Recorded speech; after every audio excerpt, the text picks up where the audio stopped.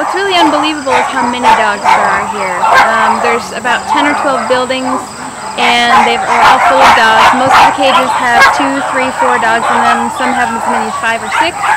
And the nursery is probably one of the worst buildings. It's because it's the biggest. All of the cages there had litters and nursing moms. That building is pretty awful.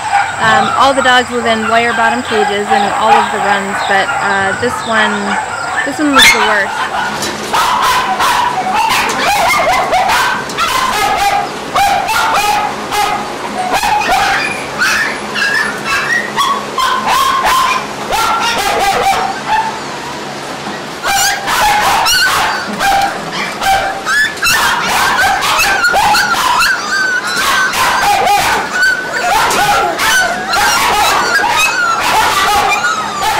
Things about a puppy mill is that even the nicest puppy mill, the dogs don't have a good life. They live in these cages which are obviously very small for pretty much their entire lives or until they can't breathe anymore.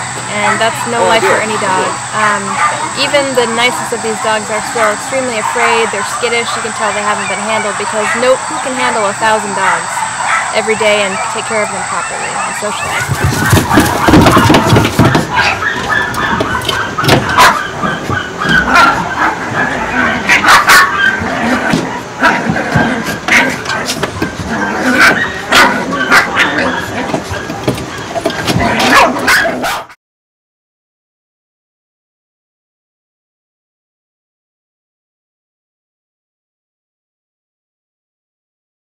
Nobody should ever buy a dog on the internet and classified ads.